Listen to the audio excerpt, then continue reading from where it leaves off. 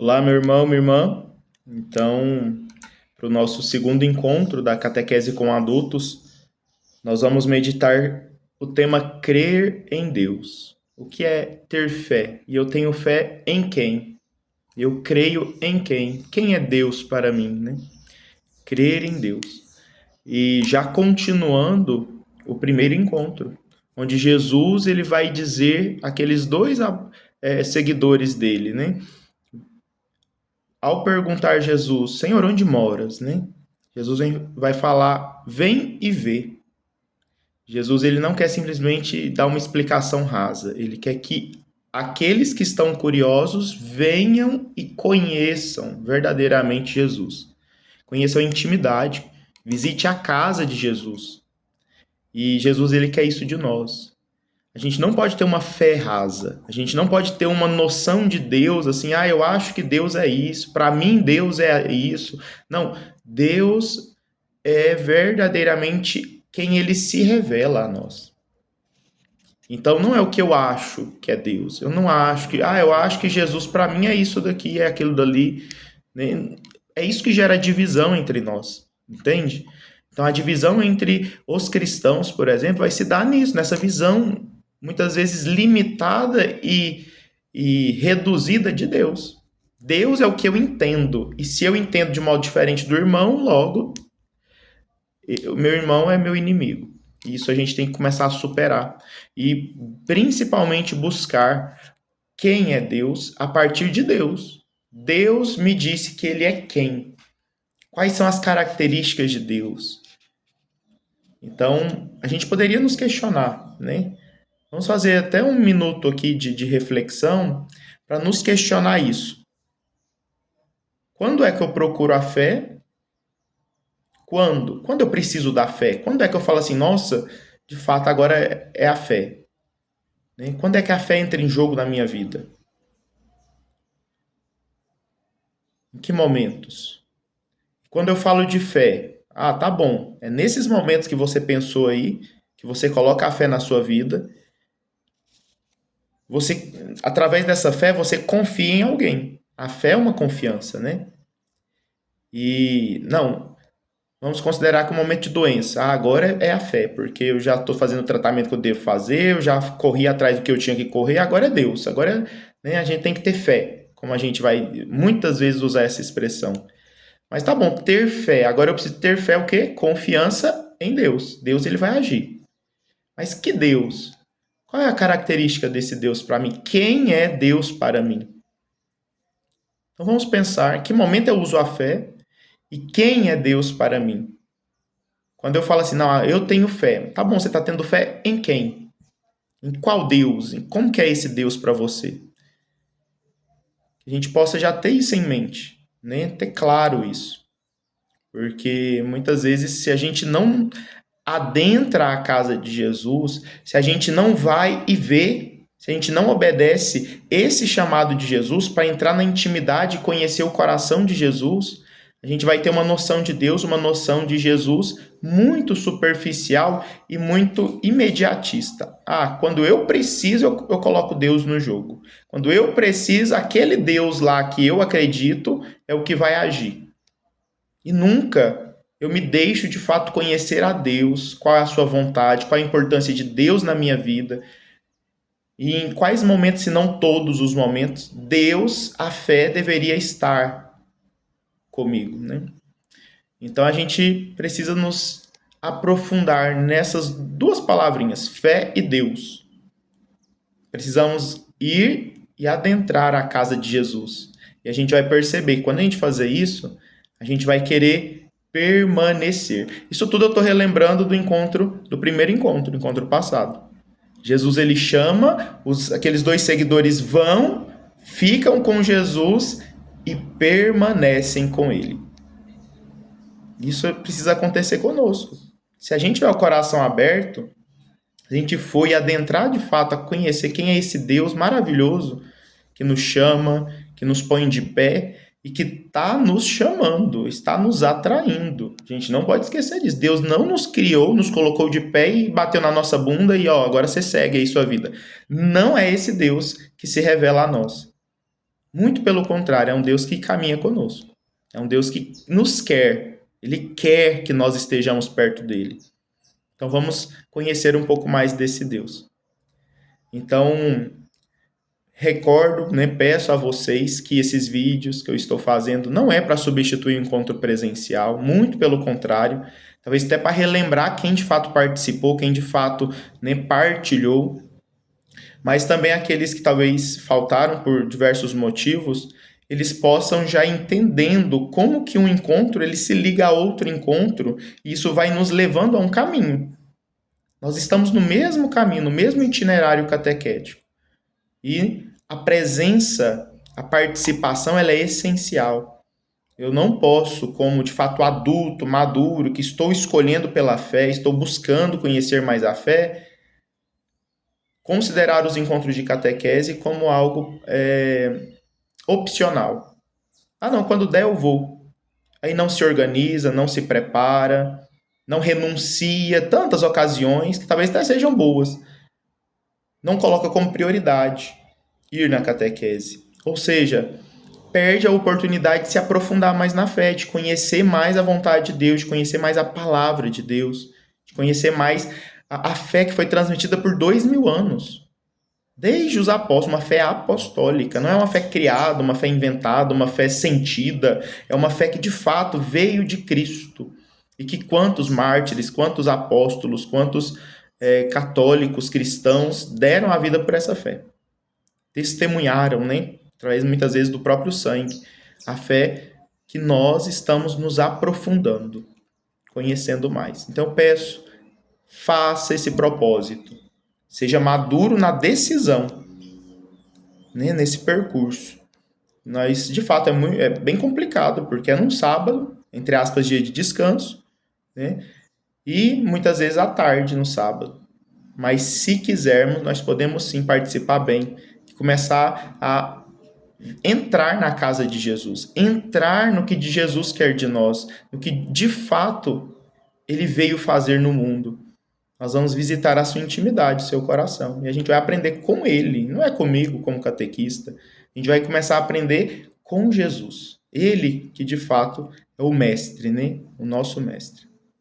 Então, nossa passagem bíblica de hoje é lá na primeira carta de São João, capítulo 4. Lembrando que São João ele escreveu vários livros, ele foi o último apóstolo a morrer. Então, lá no finalzinho do primeiro século, no ano 90, é que o apóstolo João vai morrer. Então, antes disso, ele escreveu várias cartas. Né? Teve várias visões místicas, escreveu o Apocalipse, por exemplo, o Evangelho de São João, ele escreve narrando a vida de Jesus. E também ele vai escrever, além do Evangelho de São João, do Apocalipse, 3 cartas. Elas são até relativamente pequenininhas, né? Mas 3 cartas importantíssimas. E a primeira carta de João, capítulo 4, é a que nós vamos utilizar. Então eu peço que você abra na sua Bíblia, tá bom? Já você vai perceber que está um pouco antes de Apocalipse. Você vai ver que tem o 1 João, o 2 João, o 3 João. Um dos últimos livros da Bíblia, livros bem fininhos, bem pequenininhos, então quase não dá volume aí mesmo na marcação da Bíblia. Pode chegar lá no último livro da Bíblia, Apocalipse, aí você volta. Antes de Apocalipse, você vai encontrar as cartas de São João, tá bom? Não confunda com o Evangelho de São João. Então, primeira carta de João, capítulo 4, versículos de 7 a 16. Olha o que vai dizer, né, essa palavra de Deus. Olha que bonito. Então vamos primeiro ouvir, né? Depois a gente medita sobre, mas primeiro a gente ouve a palavra de Deus. Amados, amemo-nos uns aos outros, porque o amor vem de Deus. E todo aquele que ama foi gerado de Deus e conhece a Deus. Quem não ama não conheceu a Deus, porque Deus é amor. Nisto se manifestou o amor de Deus em nós. Deus enviou o seu Filho unigênito ao mundo para que vivamos por ele. O amor de Deus se manifesta em nós a partir disto. Cristo veio ao mundo para que vivamos por ele. Se nós vivemos por Cristo, que veio ao mundo, por Cristo encarnado, Deus encarnado, nós verdadeiramente temos o amor de Deus em nós. Se nós vivermos por Cristo. Por isso nós estamos buscando conhecer mais a Cristo, para a gente decidir, eu quero de fato viver por Ele, por Jesus. Aí sim o amor de Deus ele vai cada dia se cumprir na minha vida. Nisto consiste o amor. Não fomos nós que amamos a Deus, mas foi Ele, Deus, quem nos amou e enviou-nos o seu Filho como oferenda de expiação por nossos pecados. Amados, se Deus assim nos amou, também nós devemos nos amar uns aos outros. Ninguém jamais viu a Deus. Se nós amarmos uns aos outros, Deus permanece em nós e seu amor em nós torna-se perfeito. Nisso reconhecemos que permanecemos nele, em Deus, e ele, Deus, em nós, uma vez que ele nos deu de seu Espírito. E nós vimos e testemunhamos que o Pai enviou seu Filho como Salvador do mundo. Aquele que confessar que Jesus é o Filho de Deus, Deus permanece nele e ele em Deus. E nós temos reconhecido e acreditado no amor que Deus tem em nós. Deus é amor, e quem permanece no amor permanece em Deus e Deus nele. Então essa passagem bíblica deve nos orientar no nosso encontro de hoje. Olha que bonito, né? Aquele que confessar que Jesus é o Filho de Deus, Deus permanece nele e ele em Deus. E antes nós lemos: o amor de Deus está em nós, o Espírito de Deus está em nós, Deus está presente na nossa vida se vivermos por meio do Filho de Deus encarnado. Se nós vivermos por meio dele. E se nós vivermos por meio dele, com certeza nós confessaremos com a nossa vida, não só com a nossa boca, mas também com palavras, esse amor de Deus. Nós falaremos, nós vamos acreditar verdadeiramente no Filho de Deus. Então, a gente possa já lembrar aquelas respostas que a gente deu às primeiras perguntas, né? O que é a fé para mim? Eu creio em quem? Quem é Deus para mim? Quem é Jesus Cristo para mim? E a partir disso você vai agora comparar com o que a palavra de Deus nos ilumina e com o que nós vamos comentar aqui hoje, né? Então compara a sua resposta, a sua ideia, quando você chegou agora, né, a ideia que você tem de Jesus, de Deus, da fé, para o que nós vamos falar aqui agora. Então, feche o seu olho, vamos iniciar agora sim um momento oracional com a palavra de Deus, onde nós vamos meditar, ouvir, meditar a palavra de Deus, conversar com Deus, diante do que Ele nos diz. Em nome do Pai, do Filho e do Espírito Santo. Amém. Concede-nos, ó Pai, a alegria de reconhecer-te, onipotente no amor. Que saibamos admirar a tua capacidade de iniciar sempre amando, como começaste na primeira manhã da criação do mundo, e que continuarás a amar até o último pôr do sol, quando o universo inteiro será a tua pátria, e todos viveremos em ti. Amém. Pai nosso que estais nos céus, santificado seja o vosso nome, venha a nós o vosso reino, seja feita a vossa vontade, assim na terra como no céu. O pão nosso de cada dia nos dai hoje. Perdoai-nos as nossas ofensas, assim como nós perdoamos a quem nos tem ofendido. E não nos deixeis cair em tentação, mas livrai-nos do mal. Amém. Meu irmão, minha irmã, então hoje nós vamos falar desse amor de Deus. Deus é amor, como nós lemos, né? E essa oração que o nosso livro nos traz, lá na página 25, que eu acabei de fazer, vai dizer que: Senhor, que nós saibamos admirar tua capacidade de iniciar sempre amando. Desde o primeiro momento da criação, o Senhor realizou um ato de amor. E até o final dos tempos, o Senhor continuará amando. Deus, ele é imutável, Deus não muda, Deus não necessita de nada, Deus não se melhora, porque Deus já é a perfeição. E a perfeição no amor. Olha que coisa. Deus, ele é onipotente no amor. Uma das primeiras coisas que nós rezamos aqui nessa oração. quando o universo inteiro será tua pátria, lá no final dos tempos, todo o universo, a Sagrada Escritura vai nos dizer, um novo céu e uma nova terra, será a pátria, será governada por Deus, pelo amor. E assim Deus ele continua amando, até a gente chegar nesse estado de pátria do amor. De um novo céu e de uma nova terra, de filhos de Deus, que escolheram a Deus. Por isso que nós precisamos ir e conhecer a casa de Jesus. E conhecendo a casa de Jesus, nós vamos nos decidir permanecer com Ele. E o que há nessa casa de Jesus? O que há nesse coração de Jesus? Amor.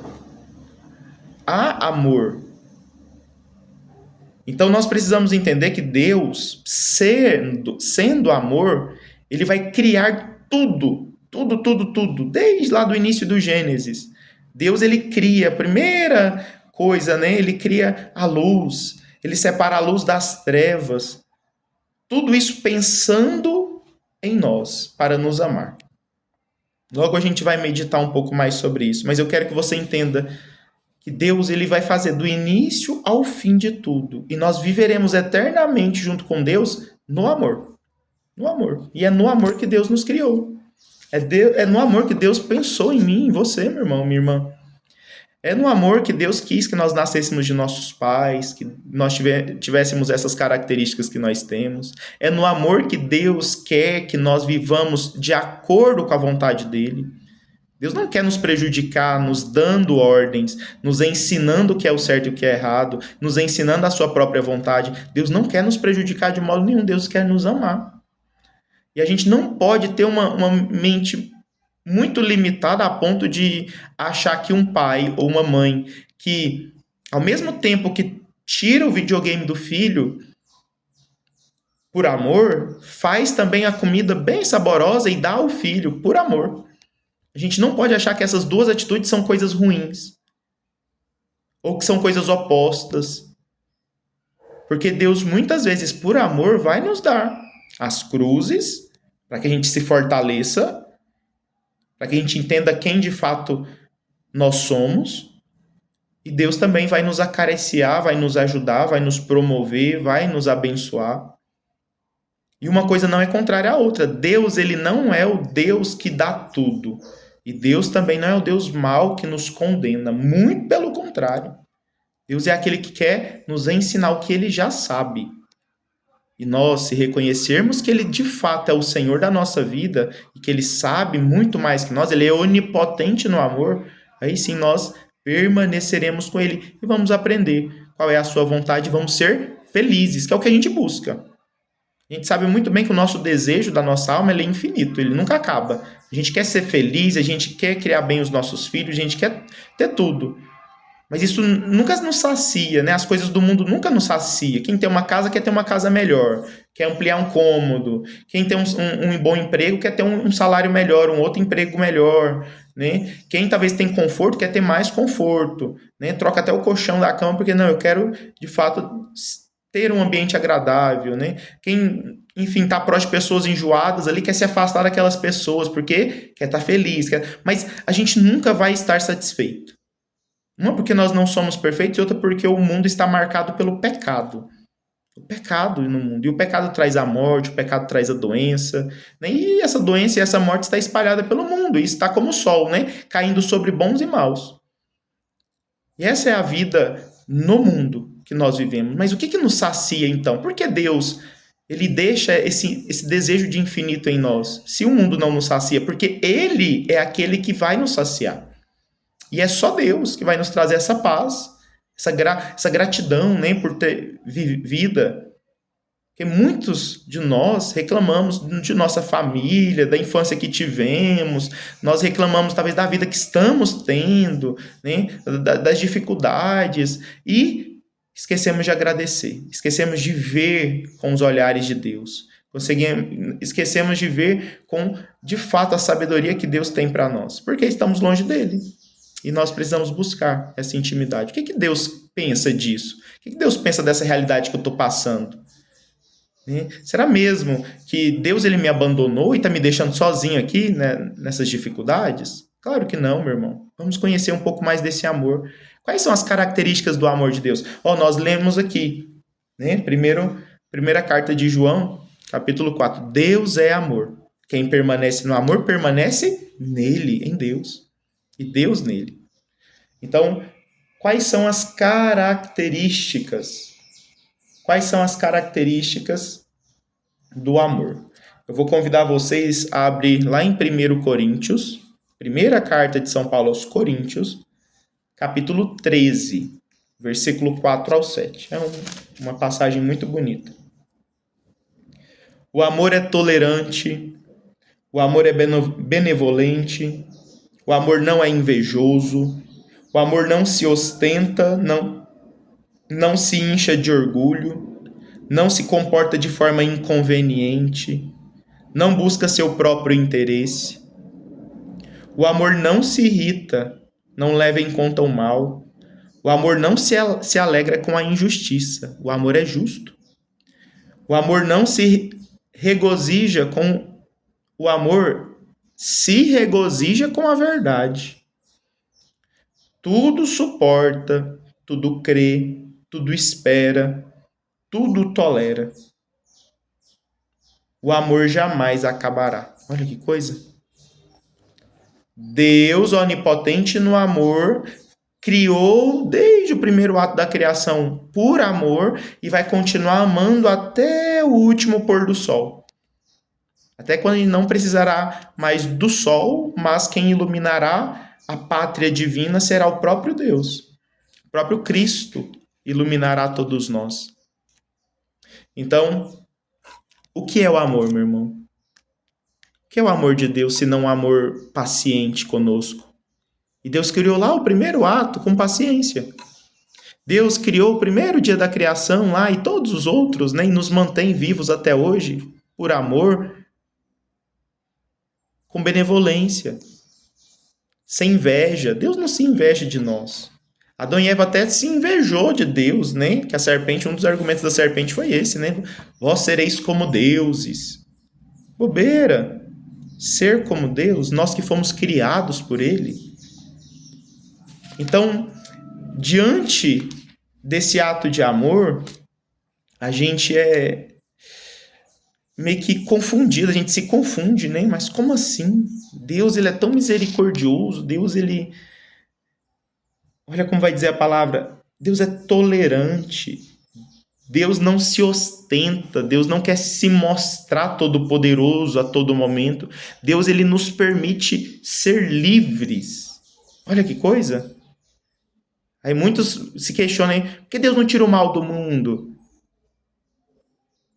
Na pátria futura, quando os que escolheram a Deus, os que foram visitar a casa de Deus e permaneceram com Ele, de fato, estiverem ressuscitados no último dia, vitoriosos em Cristo, aí sim, Deus tirará o mal do mundo, porque nós escolhemos a Ele. Mas no tempo que nós estamos, Deus, ele nos dá a liberdade como deu para Adão e Eva. Nós podemos escolher ser bons ou maus. Não podemos esquecer disso. E o irmão também, ele escolhe ser bom ou mal. Então o mal do irmão, ele pode me afetar, mesmo eu sendo bom em Cristo, mesmo eu escolhendo ser cristão, mesmo eu escolhendo imitar a Jesus, o mal do próximo pode chegar a mim. E alguém aqui consegue medir as consequências da maldade que faz? Alguém aqui consegue medir as consequências do não obedecer a Deus? Sei lá, a gente pode até sair comparando aí, nem sem querer não entrar no fato específico, mas nós até comentávamos no nosso encontro, a esposa que parece que estava traindo o esposo, o homem foi lá e matou os 2 filhos. Qual é a consequência de um adultério? Para muitos aí é apenas uma separação e uma, entre aspas, uma liberdade do casamento, né? Agora eu tô livre. Para outros, o adultério gera a morte um do outro, um mata o outro, né? Para outros, esse adultério ele pode gerar uma consequência muito maior. De uma mãe ainda viva ter que suportar o velório de dois filhos e de um marido que era doido e ela talvez nem sabia. Enfim, há tantas realidades que a gente não sabe medir as consequências dos atos maus. Mas esse ato mau repercutiu como no mundo? Qual seria o futuro desses dois filhos, por exemplo? Quão coisas boas eles poderiam fazer no mundo? Porque Deus que dá a vida, Deus que tira. Porque Deus tem um propósito para a nossa vida. Porque Deus nos colocou na nossa família, nascendo no Brasil, né, falando a língua portuguesa, porque Deus tem um propósito para nós. E é próprio nosso, é uma vocação, é um chamado de Deus. E a gente não pode esquecer que Deus, ele de fato nos dá a vida. Não é só nossos pais e nossas mães, mas é Deus que coloca a alma, né? Deus que nos deu verdadeiramente esses pais, essa família. E a gente tem que passar em Deus a entender qual é o meu propósito, qual é o meu chamado, para que eu nasci.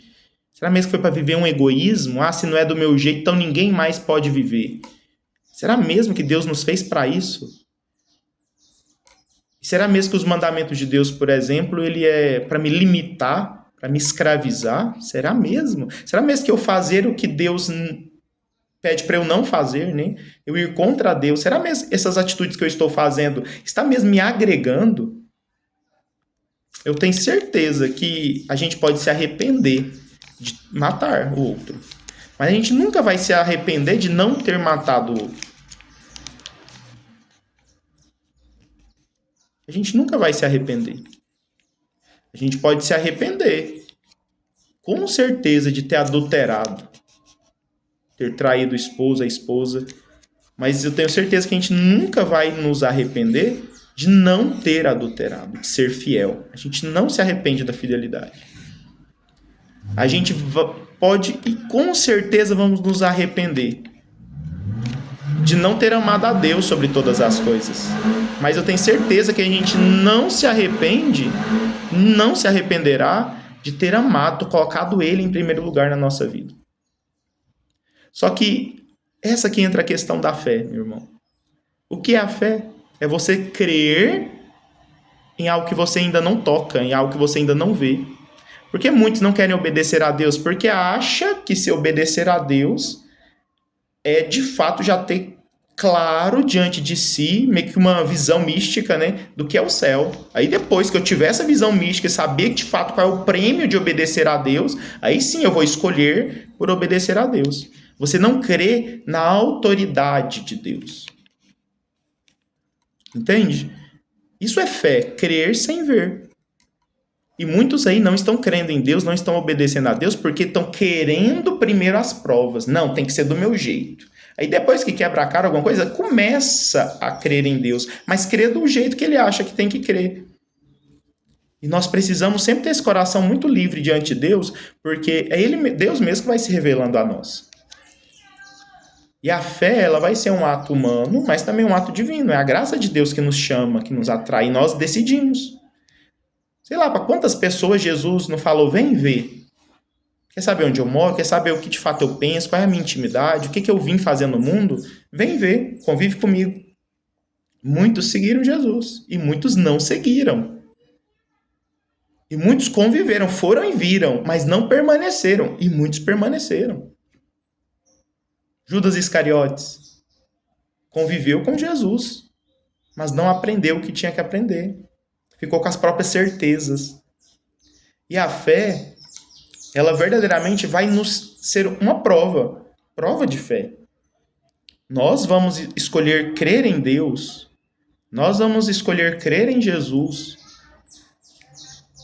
porque de fato eu decido isso e Deus vai me dando graças, vai me dando experiência, né? Que Ele de fato está comigo, que de fato isso é correto, que de fato isso é credível, né? Que eu de fato devo acreditar.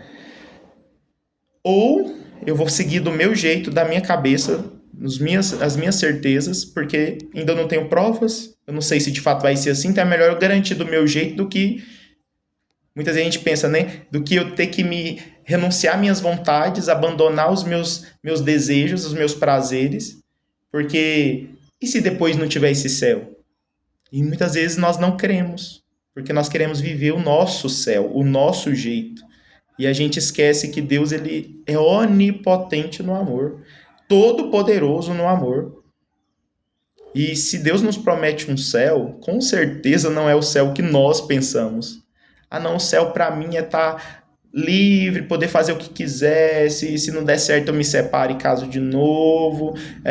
Entrego-me aos prazeres, a comida, né? Sei lá, as conversas do jeito que eu acho que tem que ser, imoral, do jeito que for. Ou eu passo a perna no irmão, eu tenho que sair ganhando, porque o céu para mim é isso. É eu em cima de todo mundo, é eu acima de todo mundo, é eu sendo a prioridade. E quando a gente vai perceber que Jesus ele vem para nos chamar de servos, porque o próprio Deus encarnado, Jesus, se fez o servo de todos, eu vim, né, para servir, essa é a missão que o Pai me deu, servir. Olha que coisa. E a gente percebe que todo esse pensamento nosso é nosso, não é de fato de um Deus que se revela a nós. E se a gente crê que, não, Deus é esse que tem que me dar vitória, que tem que, de fato, me ajudar a crescer não sei na onde, a passar por não sei o quê, e a gente, por causa disso, esquece que Deus é o servo, que Deus me chama a segui-lo com a minha cruz, que, de fato, eu terei dificuldades, mas que eu preciso crer, esperar em Deus, mesmo sem ter o céu já aqui, né? Se eu, de fato, leio o Evangelho e consigo perceber esse Deus que se revela, não um Deus que alguém me disse, ou que, sei lá, que o meu sentimento me agrada, né? Então eu vou de fato crer nessas crenças. Mas quando eu de fato conheço quem é esse Deus que se revela, esse Deus que é amor, que é paciente, que não se ira, e um Deus que ainda me diz, né? Aquele que permanece no amor, aquele que é paciente, aquele que é de fato benevolente, aquele que não se inveja, aquele que não se orgulha, aquele que não é inconveniente, aquele que permite a liberdade do outro, mas ao mesmo tempo sabe qual é a verdade, sabe qual é o Deus que segue, aquele que não simplesmente é injusto, mas ele é fiel, aquele que não é porque da dificuldade vai abandonar a Deus, aquele que de fato permanece com Deus. Esse que vive no amor sabe que Deus permanece nele. Sabe que o prêmio é dele. É meu esse prêmio, se eu assim permaneço. E se eu conheço a Deus, eu sei também que diante das minhas fraquezas, Deus é esse que me acolhe, ele não se irrita. Deus é paciente na minha dificuldade de mudar de vida. Deus ele vai me acolhendo. Mas o que eu preciso? Eu preciso me decidir por ele. Eu creio, eu sei que eu estou fazendo errado, Senhor, mas eu estou aqui diante de Ti. Te peço perdão porque eu creio que o Senhor é esse Deus de misericórdia. O Senhor veio foi para me salvar, não foi para me condenar. Eu creio nisso. Aí sim a gente vai caminhando. Aí sim a gente vai aprendendo com Jesus. Não para Jesus passar a mão na nossa cabeça e deixar a gente na lama, no erro. Não, para Ele cada dia me dar força e me dar sabedoria para entender o que ainda eu estou fazendo de errado, o que ainda eu estou fazendo na minha vida e estou me impedindo de ser feliz. O que ainda eu estou colocando como empecilho da felicidade na minha vida? Aí Deus vai se revelando, vai me ensinando tudo isso. E a gente precisa muito entender isso, né? Que o texto ele vai nos dizer, Deus é amor. E aquele que permanece no amor, permanece em Deus. E a fé é um ato de crer, sem ter ainda a recompensa. Mas crendo, eu já tenho uma certeza de que alcançarei a recompensa. Porque eu creio naquele que promete. Eu creio em Jesus. Em tudo que ele se manifestou, ele se mostrou como Deus, ele mostrou a sua autoridade. E diante disso, conhecendo a Jesus, eu creio. Quando você vai no médico, você crê na autoridade do médico. Você não tá duvidando que o médico vai, sei lá, receitar um veneno para você morrer. Entende? E é um homem que falha, né? Mas o que nós precisamos ter quando a gente vai confiar numa pessoa? A gente tem a autoridade dela. Olha, uma pessoa formada, tem ali, né? Todo o seu credenciamento ali. Então, enfim, vou confiar. E você toma um remédio. em fé no médico. E você sabe que você vai alcançar o efeito. Porque o médico, ele tem autoridade, você crê naquela autoridade, ele sabe do que ele está falando, né? Então, se diante de um homem a gente tem esse ato de fé, por que não diante de Deus? Porque eu não conheço a Deus. Porque eu acho que Deus, ele só me ajuda quando eu preciso, né? Eu só preciso ter fé quando eu não consigo mais, aí eu coloco Deus no jogo. Não, mas eu não... Em vez de escolher a Deus por Deus, que é meu Criador, Deus que me ama, eu vou colocar a vontade de Deus como prioridade na minha vida. Aí sim eu vou fazer minhas outras escolhas, ou eu vou renunciar ao que eu tiver que renunciar, né? Aí sim, por quê? Porque eu primeiro é Deus, depois, né, eu vou fazendo as minhas prioridades. Mas quando de fato eu não creio em Deus, quando eu não tenho fé, eu não gasto minhas fichas na autoridade de Cristo, que morreu na cruz por mim, e o crucifixo está aí para nos lembrar disso, né? Deus ali crucificado, é porque de fato ele entregou tudo que ele tinha. Como que eu não vou crer numa pessoa assim, numa pessoa que se mostrou Deus para nós? Porque Jesus, ele vem revelar o amor, e Deus é amor, ele se revela a nós. Então, o que é a fé? Ter a certeza do prêmio, mas sem ainda alcançar o prêmio. Mas para eu ter essa certeza do prêmio, eu creio em alguém. Isso é fé. E esse alguém é aquele que se revela a mim. Aí vem a segunda pergunta. A fé é isso, é crer em Jesus que se revela a mim. E agora, quem é Deus? Quem é Jesus? Deus é amor. E que tipo de amor? Um amor paciente, um amor benevolente, um amor que não se inveja, um amor que não se ira, um amor que de fato nos acolhe, que tudo suporta. Deus é esse. Jesus é esse. Aí sim eu sou atraído, eu digo meu sim, nossa, eu quero conhecer essa casa, eu quero permanecer com esse Jesus. Nossa, tá tão bom perceber que Jesus é paciente comigo. Agora eu quero ver como que Jesus não se ira diante de certas dificuldades. Eu quero permanecer, eu quero conhecer mais e mais. Então a gente vai entendendo, vai aprendendo com Jesus, vai imitando Jesus. Por quê? Porque a gente está permanecendo com Ele. A gente tem que entender isso. Eu preciso permanecer. Deus, ele não pode ser aquele que eu coloco e tiro. Coloco na minha vida e tiro. Nessa realidade eu não consigo, aí eu coloco Deus e depois eu tiro Ele. Não, eu preciso permanecer com Cristo. E Jesus é o nosso Deus que se fez homem, que se revela. Jesus revela esse amor. Olha lá, vamos lá para Apocalipse, só para a gente poder já terminar. Ou melhor, para Apocalipse não, para Gênesis, primeira passagem do livro bíblico. A gente vai meditar um pouco essa origem do pecado no mundo, né? O mundo está marcado pelo pecado, e a gente vai entender que o pecado ele não se origina no ser humano, mas o pecado primeiro, ele é dos demônios, né? Dos anjos. Por isso mesmo, a serpente vai conduzir o homem. E a gente depois vai ter que se decidir, eu quero seguir a serpente ou eu quero seguir a Deus.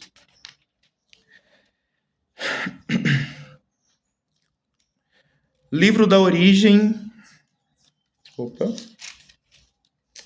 Momento. Eu tô com a Bíblia só do Novo Testamento, vou pegar a do Antigo. No princípio, Deus criou o céu e a terra. O céu é essa figura do céu onde Deus habita, e a terra é os primórdios, né? O que era necessário para que, de fato, tudo que existe na terra existisse. Então, o céu é onde os anjos moram com Deus, e a terra é onde nós, seres humanos de carne e osso, porque Deus e os anjos é espírito, né? E nós, seres humanos, carne e osso. Então, Deus cria essa realidade material. Só que ainda não tem forma, ainda não tem uma imagem de Terra como a gente imagina hoje, o planeta Terra como a gente imagina hoje, né? Então era uma possibilidade de seres materiais. E também onde os anjos habitam. Então Deus cria os anjos, ele cria o céu e a terra. A terra era sem forma e vazia, e sobre o abismo havia trevas. E o Espírito de Deus pairava sobre as águas. Ou seja, é o dedo de Deus, que é o Espírito Santo, né? O Espírito pairava sobre isso que existia, essa terra sem forma. Por isso que a gente fala que a grama que nasce, aquele matinho que nasce lá na fresta da calçada, aquilo dali tem um dedo de Deus. Deus quis que assim fosse. Deus quis que aquela planta ela crescesse daquele jeito, naquelas condições. Aquela planta, ela nasce aqui no Brasil, ela não nasce lá no Polo Norte, porque lá não tem as condições que essa planta necessita, porque Deus assim não quis. Deus não deu essa característica para ela, do mesmo jeito a nossa própria vida. Porque eu sou assim, com as características que eu tenho, né? Na família que eu nasci, com a língua, né? O país que eu nasci, porque Deus quis. É isso. E eu tenho o meu propósito de viver. Aquela planta também tem. Os pássaros têm, do jeito que eles foram feitos. Então a gente entender que o Espírito Santo, ele nos moldou, ele nos quis assim. Aí continua. No primeiro dia ainda, né, no princípio, Deus disse, haja luz. Criou-se os anjos e houve luz. E Deus viu que a luz era boa. Deus separou a luz das trevas. Como que a igreja, né, os primeiros padres do início do catolicismo, do cristianismo, ele vai nos explicar essa passagem. Aqui a passagem bíblica não está nos falando da luz, especificamente, porque depois, acho que no quarto dia, se eu não me engano, que Deus vai criar os luzeiros, né? Então ele cria o sol, a lua, né, as estrelas, no quarto dia. Então, a gente vai perceber que essa luz e trevas aqui não está falando da luz do dia. A gente está falando aqui do bem e do mal mesmo. Aqueles que aceitaram a vontade de Deus e aqueles que não aceitaram.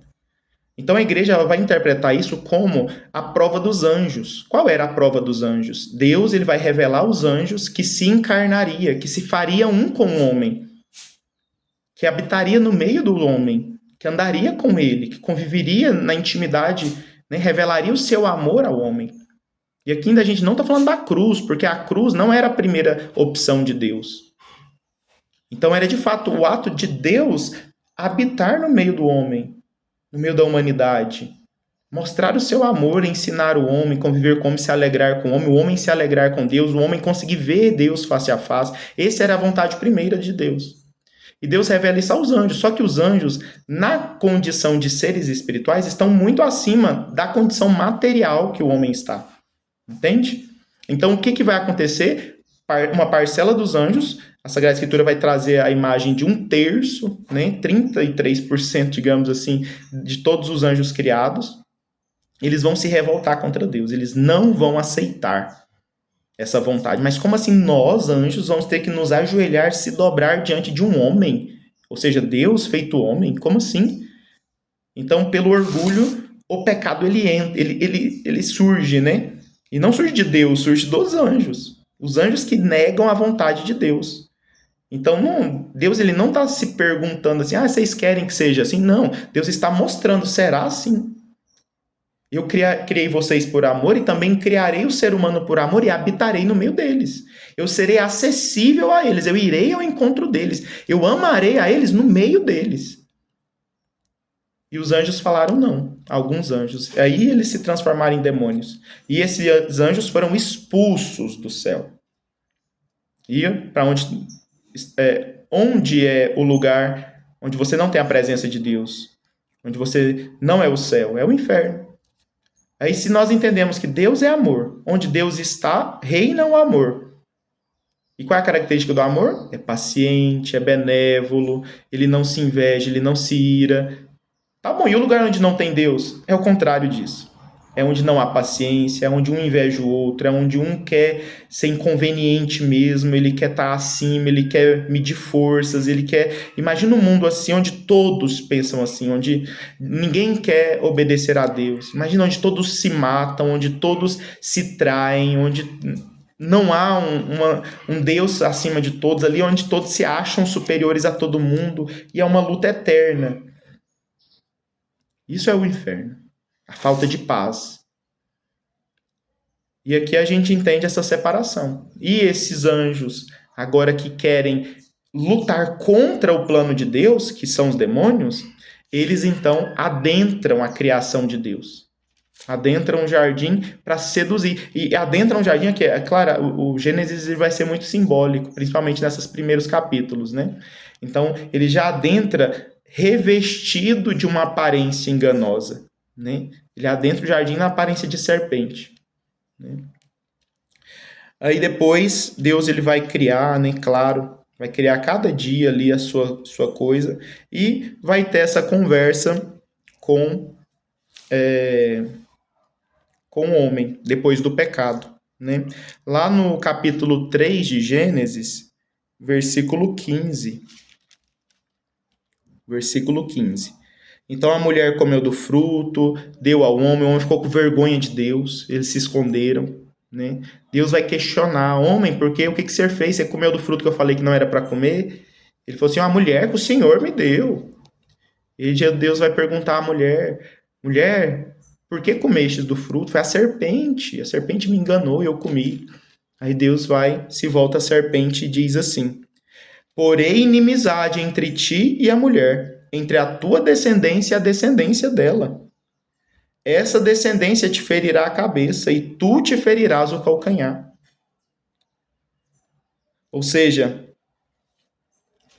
Deus ele vai provar, ou melhor, ele vai dar um primeiro testemunho do que de fato aconteceria na humanidade. Deus ele é o primeiro a falar, a profetizar que Jesus se encarnaria. Quando nessa passagem Gênesis 3,15, a gente chama de proto-evangelho, né? É Deus mesmo que anuncia o Salvador.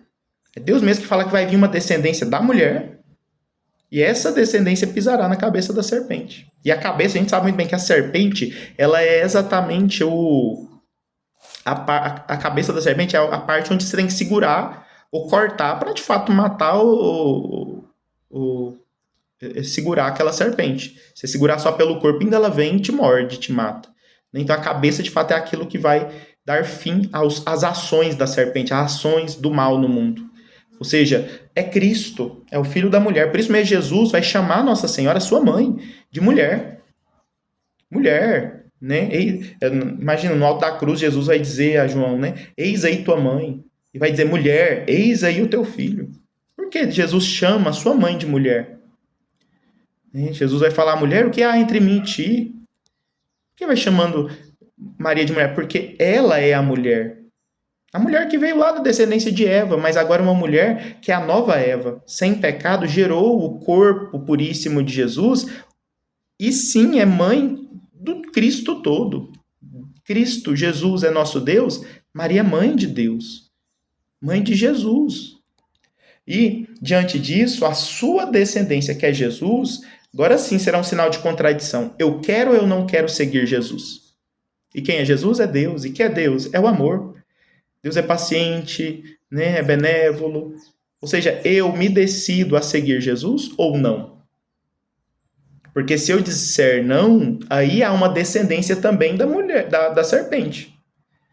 Eu colocarei inimizade entre ti e a mulher, entre a tua descendência, a descendência da serpente, e a descendência da mulher.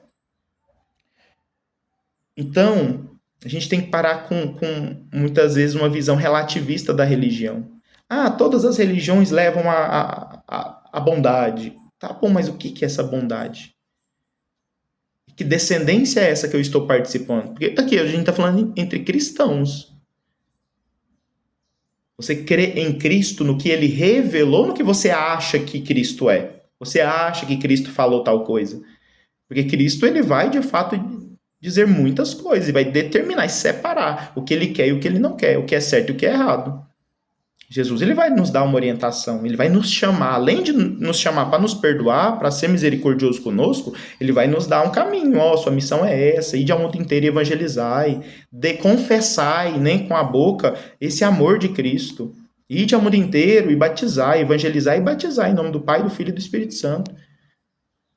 Então nem tudo veio da boca de Jesus. E o que nós precisamos do que veio da boca dele, o que nos foi transmitido por 2000 anos aí. E a gente vai entendendo o que é a casa de Jesus, o que é adentrar a intimidade de Jesus. Entende, meu irmão e minha irmã? E assim a gente vai entendendo que o pecado ele entra no mundo para nos separar entre os que aceitam a vontade de Deus e os que não aceitam. E os que aceitam a vontade de Deus conhecem o amor de Deus. E os que não aceitam a vontade de Deus se enganam por não ter fé, querem já possuir o que, na verdade, a gente possuirá só depois da prova da fé, só depois dessa vida, né? E querendo possuir, ouvem, se enganam, com as palavras do demônio. Porque o demônio ele nos dá um fruto imediato, é apetitoso, ele nos dá prazeres nessa vida. Né? E Jesus não, Jesus é aquele que fala, olha, você não pode comer desse daqui não, você pode comer até da árvore da vida. Olha, mas esse fruto do bem e do mal aqui você não come não. Mas o homem não, mas por que não? Né? Por que eu não posso ter esse prazer imediato aqui agora? Né? Aí, em vez de se alimentar da vida, que é o próprio Deus, se alimenta do querer ser como Deus, decidir o bem e o mal. Eu como do fruto do bem e do mal. Eu sei o que é o bem, eu sei o que é o mal para mim. Eu não preciso de ir na missa todo domingo, não. Por quê? Porque eu sei o que é o bem para mim.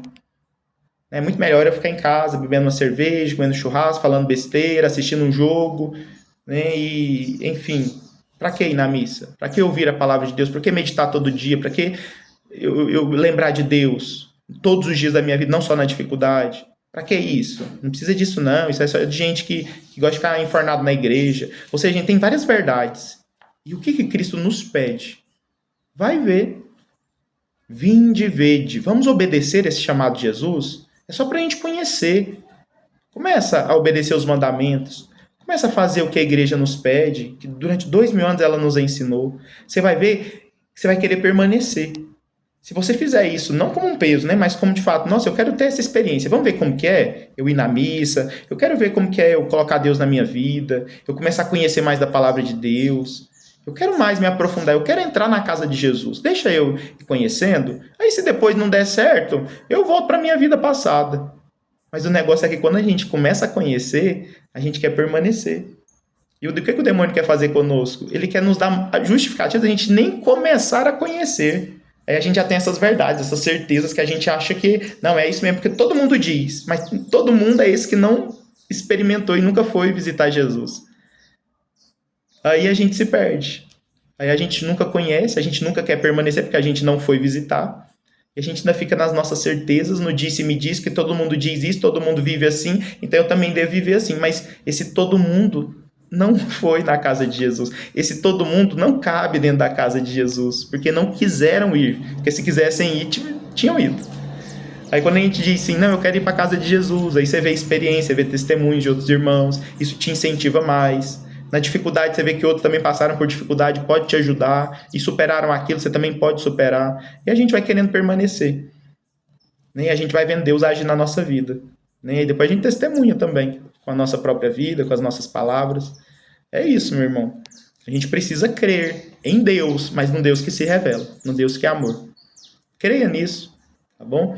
Então, eu peço que você seja fiel nos encontros de catequese, né? Faça esse propósito como uma pessoa madura mesmo, viu? Um abraço, fiquem com Deus.